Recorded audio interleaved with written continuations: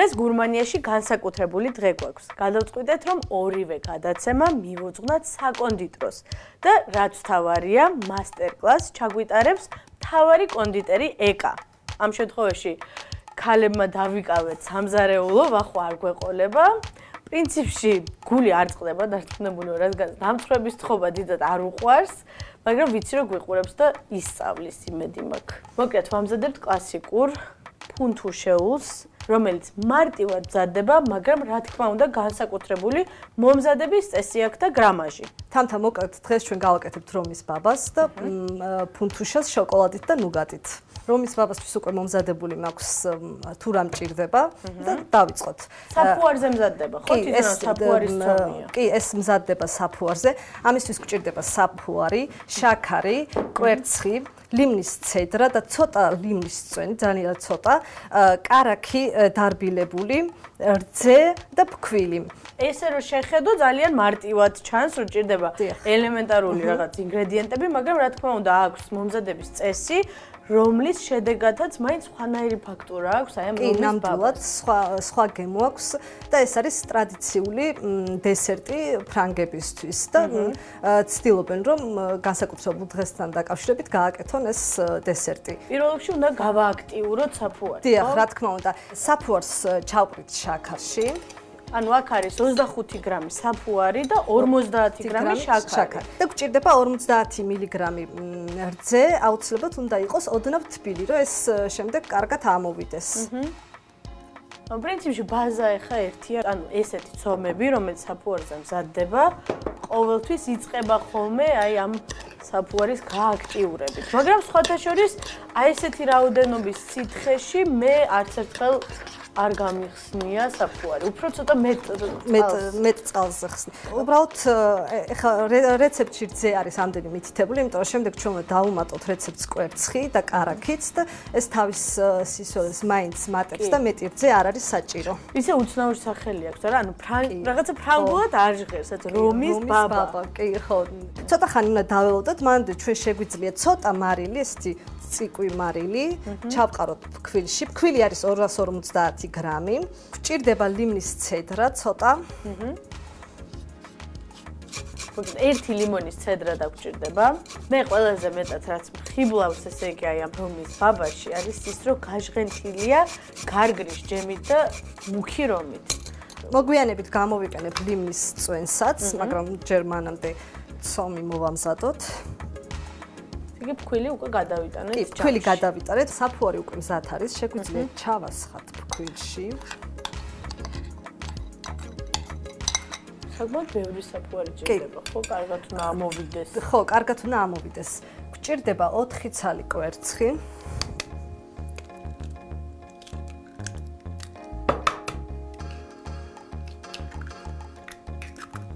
ცოტა კვერცხი გავხსნათ. თანაც რაც დარჩა საფუარი ის იმასაც ავიღებთ ყველას, რომ არ დაგვაკლდეს და ჩავასხამთ ამ მასაში. ნუ რა თქმა უნდა სასურველია თუ კვერცხი ოთახის ტემპერატურაზე იქნება ამ თბილი, შენარჩუნებული იქნება სიტყვა. ეს მიქსერით უნდა აურიოთ, ცოტა მას ხელით ვიზამ, რომ ფქვილი არ შეგვეყაროს და შემდეგ ყველაზე დაბალ სიჩქარეზე ავთქვიფავთ ამ მასას. ანუ როგორც თქვით, ხო, თითქოს ჩვეულებრივი საფუარზე მომზადებული ფუნთუშა არის, მაგრამ სინამდვილეში აი ნებისმიერ მოძრაობას აქვს მნიშვნელობა, რადგანაც თვითონ რეზულტატი რაც გვექნება მერე, ან როგორი ფაქტურაც ექნება რომის ბაბას, აი ეს ყველაფერი ამას განაპირობებს. როგორ გაიხსნა ესე გათხელდა საკმაოდ ცომი? ეს მასა არ იქნება ძალიან უყურევი, ანუ ცოტა თხელია შედარებით ვიდრე სხვა ფუნთუშის ცომი. შემდეგ დავამატებთ კარაქს, რომელიც არის არც ძალიან გამდნარი, მაგრამ არც ძალიან სქელი. ან შეგვიძლია მიკროტალღუღუმელშიც ცოტათი ოდნავ შევარბილოთ, ხო? მოქნილი. ძალიან თხელი არ უნდა იყოს, ანუ ეს კარაქი. კარაქი არის 125 გრამი, არის დაახლოებით 125-130 გრამი. ეს ჩემთვისაც მასტერკლასია, მე რაც მიყვარს ყველაზე მეტად ფუნთუშეულში, ეს არის კარგი ნაღების კარაქი თუ არის მომზადებული. აი არ არსებობს რომ უგემური გამოვიდეს. არა, რა თქმა უნდა. ძალიან უხდება და აგემრიელებს. მინდა ხაზი გაუსვა, რომ 50 გრამი გავუკეთეთ სულ შაქარი. დიახ. იმიტომ რომ შემდეგ გვჭირდება ამ გაუმცხვარი მასისთვის უკვე სიროფი, კონიაკით დაგემოვნებული, ანუ ჩვენი გემოვნებით და შემდეგ ამ სიროფში უნდა ჩავალბოთ ხო, ესე იგი ეს ჩვენი რომის ბაბა უნდა დალბეს ალკოჰოლში და აი ამ ტკბილ სიროფში, რომელსაც გარგარიც ურევია, ხო? კი, რა თქმა უნდა. არ დაგვავიწყდეს ლიმნის წვენი. დაახლოებით, აი აქედან რაც გამოვა, ესეთი ამ კუთხიდან, იმდენი არის საჭირო. ანუ ერთი ჩაის კოვზი. დაახლოებით, კი.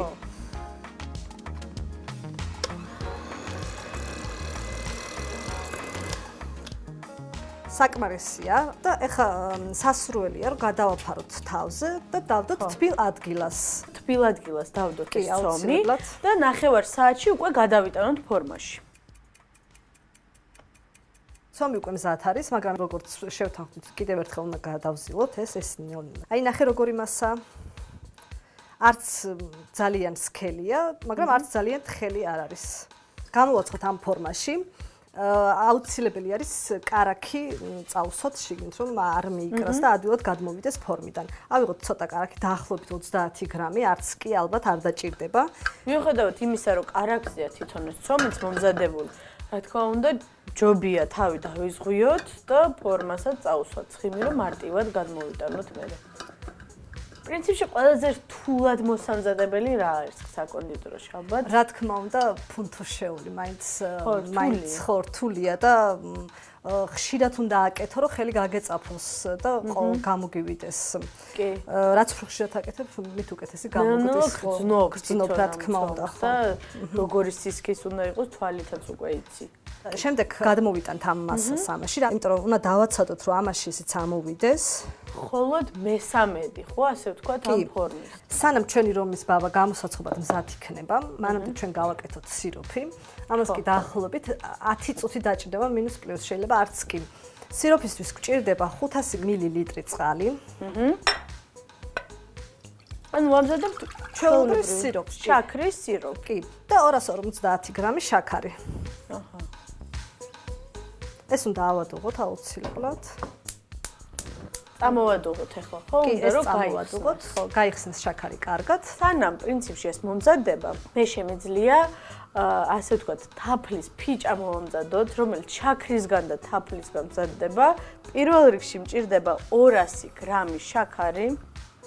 დაგჭირდება 30 მილილიტრი წყალი, 75 გრამი გლუკოზა, რომელიც პრინციპში ნებისმიერ საკონდიტრო მაღაზიაში შეგვიძლია რომ შევიძინოთ.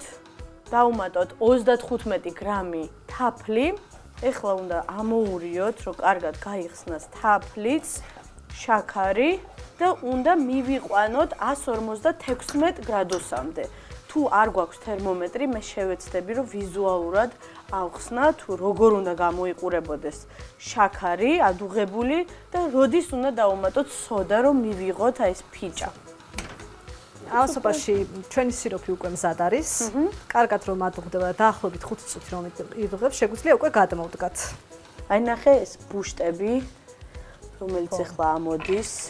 ეს უნდა გამუქდეს, უნდა დაიწყოს დაწვა შაქარმა და როგორც კი გამუქდება და მუქი ოქროსფერი გახდება, დავუმატებთ 10 გრამს სოდას და გადავიტანთ ფორმაში, ცოტა მაღალ ფორმაში, მაღალ კედლიან ფორმაში, გამოსაცხობ ქაღალდთან ერთად. აუცილებლად ქაღალდის გარეშე ვერ გამოვა, ვერ ამოვიღებთ უბრალოდ ფიზიკურად. აი აქ მაგალითად ესეთი ფორმა მაქვს, უკვე მომზადებული. ისე ძალიან საინტერესოა თუ გიმუშავია შაქრის ფიგურები. კი, შაქრის ფიგურებთანაც მიმუშავია, მაგრამ სისტემატურად აქ არ გვჭირდება. თუმცა მინდა გითხრა, თავიდან იმდენად რთულად მეჩვენება და ვიფიქრე, რომ ცხოვრებაში ვერასდროს ვერ გავაკეთებდი. მაგრამ ესეც კიდევ ერთხელ უნდა ვთქვა, რაც უფრო ხშირად აკეთებ, მით უფრო უკეთესად გამოდის. ხო, და უკვე წარმოუდგენელი აღარ არის. არაფერი აღარ არის, მე წარმოუდგენელი, როცა ხელი გაქვს მიჩვეული და აკეთებ. შესაბამისად, რეცეპტი კარგი რეცეპტი. იგივე თემა არის, რომ აი რაღაცა უნდა ხელი აუცილებლად ხო უნდა გრძნობდა იმას, ხელი უნდა გქონდეს მიჩვეული. აი უკვე კარგია. ესე იგი, შაქარი გამუქდა, გადავიტანოთ 10 გრამი სოდა. უნდა ამოურიოთ. აი, ამოვიდა, ესე იგი, ქაფივით და ეს გადავიტანოთ აი ამ ფორმაში. ნახე კიდე ამოდის ცოტა მეშინია. კარგია. ეს გაცივდება და მე ამას დავამტროთ. იქნება ულამაზესი გასაფორმებელი კამფეტი, ასე ვთქვათ, შაქრის. შეგვიძლია პარალელურად თამთა ჩვენი რომის ბაბა უკვე მზად არის გამოსაცხობად, შეგვიძლია უკვე ხუმელში შევდგათ 170 გრადუსზე დაახლოებით 20-22 მაქსიმუმ 25 წუთი შევხედოთ. აი კონდიტერი რო არის 22. თითოეულ წუთს აქვს მნიშვნელობა. კარგი, ვაცხობთ, ხო? კი.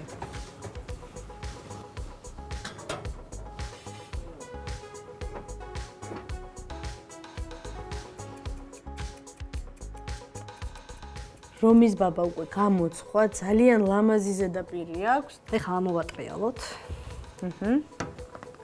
აუ, ნახე, როგორ გამოიყურება. საყვარელი არის. და მართლა სხვანაირი ფაქტურა აქვს. და ეხლა ნამდვილად ესე იგი კლასიკურ რომის ბაბას რო დავამსგავსოთ, უნდა დავასრულოთ, ესე იგი აი ამ გადამწყვეტი ინგრედიენტებით, ხო? კარგი, ეს გადავიტანოთ თეფშზე ჯერჯერობით. როგორც უკვე ვთქვით, შაქარი და წყლით გავაკეთეთ სიროფი და დავაგემოვნოთ სასმელით, რომით. რომ შემდეგ იყოს ნამდვილი რომის ბაბა გახდეს. ესე იგი ამ შაქრის მზა სიროფს ვუმატებთ მუქ შავ რომს. ამ რომის ბაბას თვითონ სიროფში ჩავდებ მთლიანად ამ მომზადებულ სიროფში, რომ კარგად შეიწოვოს ეს მასა. ამ სიროფს დავუმატოთ სულ ცოტა ვანილი, ხო? აუ რა ლამაზი ფერი აქვს. და ჩავდოთ ეს რომის ბაბა შიგნით. ვანილი, ხო? კი. ეს არის ვანილის ესენცია, რომელსაც საკმაოდ რბილი გემო აქვს, არ იქნება შემაწუხებელი. არა, ნამდვილად. ანუ მასა საკმარისი გამოგვივიდა იმისთვის, რომ ორი ცალი მოვამზადოთ, ხო ესეთი? კი. თამთა, ეხლა შეგვიძლია დავამტვრიოთ ეს თაფლის ფიჭა პატარებად. მოვამზადებ გარგლის ჯემს, ცოტა სიროფთან ერთად. აი ესე უხეშად უნდა დავამტვრიოთ. დაახლოებით 2 სუფრის ყოვზი გარგლის ნახე რა ლამაზია. ჯემი საკმარისი იქნება. დავამატოთ ცოტა სიროფი, რომ გაიხსნას. აი რატომაც ქვია, ესე იგი ფიჭა, იმიტომ რომ ფიჭის ფორმა აქვს, რა თქმა უნდა, თაფლის გემოც დაყვება. აი ესეთი მასა უნდა იყოს დაახლოებით თხელი. და წავსვათ ფუნჯით რომის ბაბას. თანაც აი სიტკბო, რომელიც აკლდა, ასე ვთქვათ, თავიდან მომზადების დროს 50 გრამი გავუკეთეთ შაქარი. აი ეს ტკბილი, ასე ვთქვათ, სიროფიც და გარგრის ჯემიც, ესე იგი აბალანსებს ამ ყველაფერს და ატკბობს. ну ფრანგებმა იციან მოკლედ დესერტების მომზადება ნამდვილად ეს იქნება ფუნდუშეული თუ პრემიანი ნამცხვარი კი ნამდვილად აი ესე გარშემოდაც აი აქ ეს შემოუყაროთ მithot ეს წებოვნება აქვს უკვე ხო და ზემოდანაც ნამდვილად ნამდვილი გემრიელი ალკოჰოლით და გარგრის ჯემით გაჟღენთილი რომის ბაბა მზად არის ამაგარია ძალიან ულამაზესია ნახოთ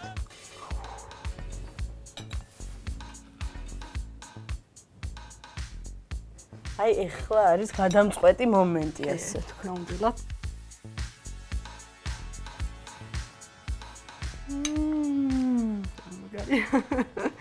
ძალიან მაგარია და დნება პირში კი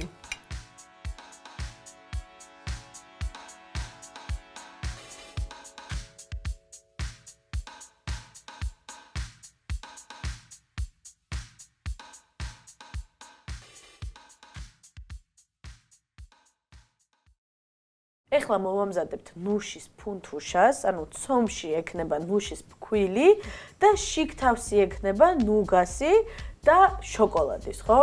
ინგრედიენტები უკვე მზათა გვაქვს. აუცილებელი არის, რა თქმა უნდა, ნუშის ფქვილი, ჩვეულებრივი ფქვილიც გვჭირდება, შაქარი, კარაქი, რძე, კვერცხი, საფუარი, ლიმონი და რაც მთავარია შოკოლადი და ნუგატი. ძალიან ფუმფულად ცომი გვექნება და შიგთავსი ექნება უფრო ისეთი მდნარი და წელვადი, ხო? საფუარი 20 გრამი და შაქარიც დაახლოებით 150-170 გრამამდე. ძალიან ტკბილი არ გვინდა. არა, იმიტომ რომ შემდეგ შოკოლადით და ნუგატით უნდა გავაკეთოთ და საკმაოდ ტკბილი იქნება. ძე 200 მილილიტრი. ეს დავდოთ თბილ ადგილას. კი, ვიცი. და დაველოდოთ 15 წუთი იმისთვის, რომ გააქტიურდეს საფუარი. თამთა საფუარი უკვე თითქმის მზად არის. ჩვენ ავიღოთ 200 გრამი ფქვილი. 100 გრამი ნუშის ფქვილი. ნუშის ფქვილსა გადამწყვეტი მნიშვნელობა აქვს, რადგან ძალიან უხდება, გემოს მხრივადაც და პლუს ფქვილის ფუნქციასაც სხვა ასრულებს. უფრო კრავს მასას და უფრო მარტივად მოვზილთ. ცოტა მარილი და შემდეგ რა თქმა უნდა, ჩვენი საფუარი, რომელიც უკვე მზად არის. აი, მე მგონი, ყველა ხედავთ, როგორ ნაზად და ისე მშვიდად ეპყრობა ეკაცომს. ხო, ძალიან უხდება, თბილად მოქცევა, რაღაცა როცა აცხობ, რაღაცა ისეთი სიყვარულით საუბარი. რომ შემდეგ კარგი ნამცხვარი გამოგივიდეს, ან ფუნთუშე შესაბამისად შეგიძლიათ მომეხმაროთ. კი, როგორ არა. ანუ ეხა პრინციპში ჩვენ ნელა-ნელა დავუმატებთ სითხეს, რომ ვნახოთ სისქე თვითონ ფუნთუშის ცომის, ხო? ჭირდება კიდე თუ აღარ? კი, არ ჭირდება. ესე იგი, დაგჭირდა დაახლოებით 150 მილილიტრის სითხე, ხო? დავუმატებთ ერთ ცალ კვერცხს. უფრო შეკრავს ამ მასას. კი. და დაახლოებით 50-70 გრამი კარაქი დარბილებული, ისიც რა თქმა უნდა ოთახის ტემპერატურაზე. მგონი საკმარისია. დაახლოებით 60 გრამი არის ახლა აქ კარაქი. საკმაოდ ცხიმიანი, კალორიული, მაგრამ ძალიან გემრიელი ფუნთუშა გამოგვივა. თამთა უნდა იცოდო, რომ თასის კედლებიდანაც კი კარგად მოასუფთაო, შეიზიოს კარაქი თლიანად. როცა ცომის მომზადებას დავამთავრებთ, სასურველია, რომ ცოტა ფქვილი მოვაყაროთ თავზე. ხო, ზემოდან. თუ საჭიროა, შეიწოვს ის ფქვილს და სიმშრალეს შეინარჩუნებს. შემდეგ ამასაც ჩვეულებრივად გადავაფარებთ თავზე, შევინახავთ თბილ ადგილას და დაველოდებით, როდის ამოვა. დაახლოებით 9 საათი. კი, დაახლოებით 9 საათი დაჭირდება, კი. კარგი, თბილ ადგილას 9 საათი. თამთა ჩვენი ცომიც ფუნთუშისთვის უკვე მზად არის. რომ ნუგატი და შოკოლადი შევახვიოთ და ვნახოთ ახლა როგორ კეთდება. საკმაოდ ისეთი მძიმე ცომია, ანუ მოსაძელადაც, ხო? ხო, ნუშის ფქვილი აქვს და მაგიტომაც არის ესეთი მასა. ჯერ მოკლედ განზე გავიყვანეთ, ხო? ეს გავიყვანეთ, შემდეგ გავყოთ ცომი ორ ნაწილად.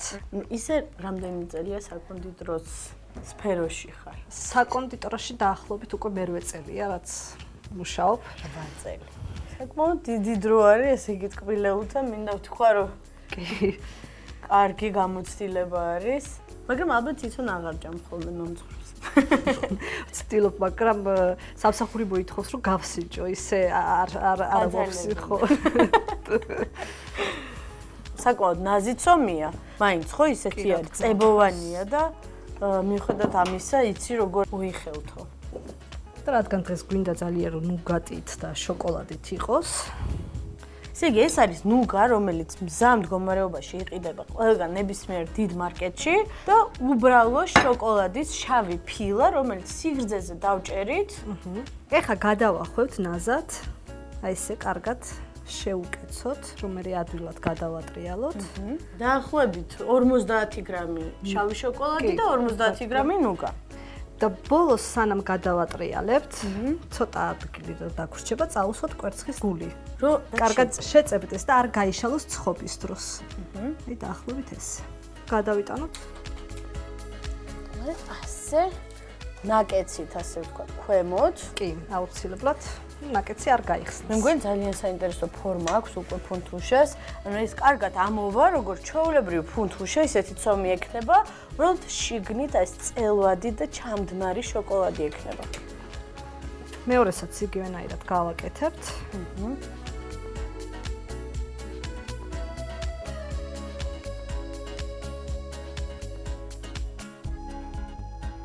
ამასაც გადაუსვათ ხო ზემოდან. კვერცხს გადაუსვათ. გადმოვიტანოთ, რომ მარტივად ვიმუშაოთ. და მიყვარს ძალიან რბილი ნუგა. ხო, ისეთ მაგარი არა რომ ვერ ღეჭავარ, მაგრამ რბილი, კარგი. ეხლა წეს თუნდა მივიღოთ აი ზუსტად ეგეთი რბილი. ეგეთი რბილი. მოკლედ ვაცხობთ 200 გრადუსზე. 10 მაქსიმუმ 15 წუთით.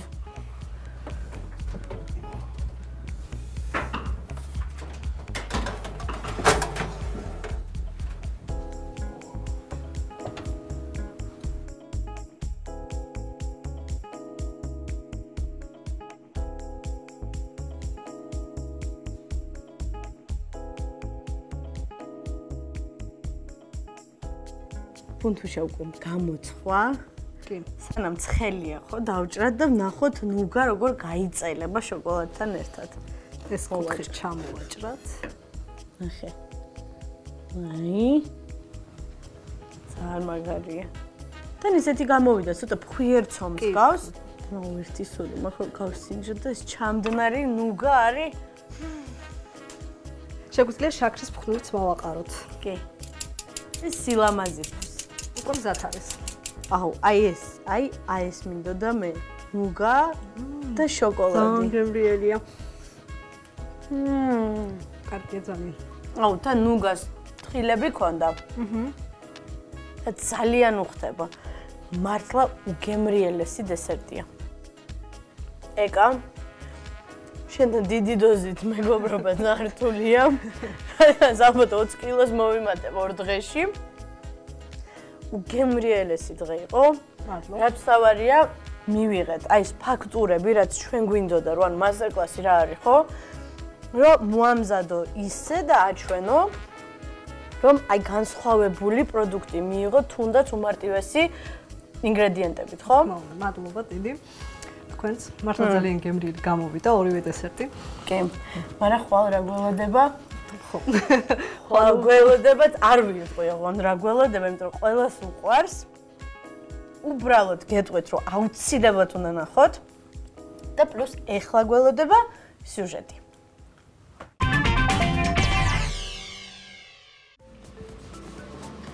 ეკა ციკლაური 26 წლის შევზარეული. რომელ ყოფილიყავი მზარეული? იქნებოდი სომელიე აუცილებლად. რომელი ქვეყნის სამზარეულოს გამოვარჩევ? აზიურს სამზარეულოს გამოვარჩევდი, იმიტომ რომ ქართულ სამზარეულოსთანაც მიახლოვებულია რა. თავისი სუნელები.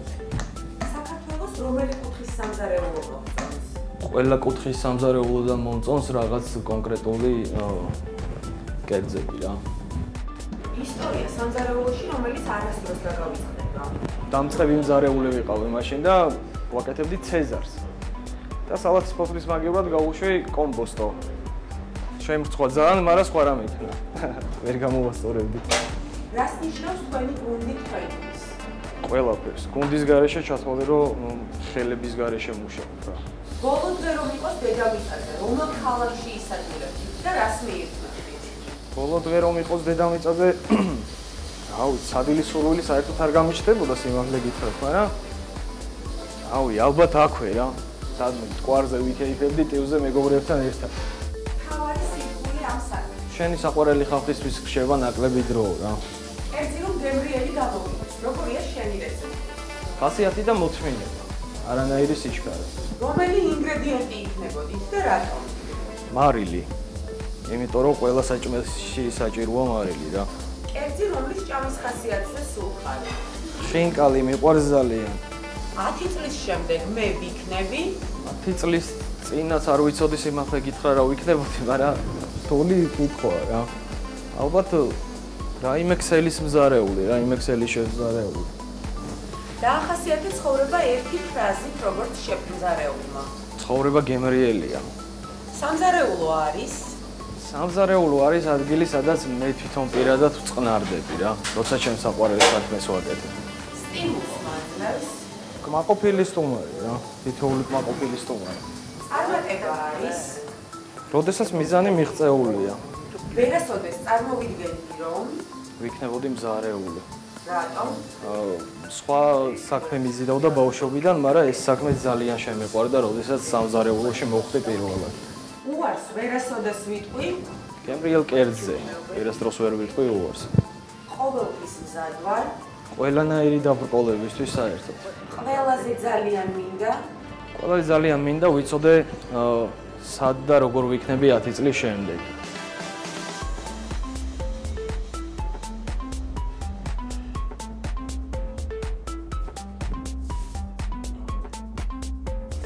ჩვენ გავაკეთეთ დღეს ლობიანი შამპურზე ლორით, შებოლილი ყველის კალათაში ბოსტნეულით. ნამდვილი გურმანების სადილია.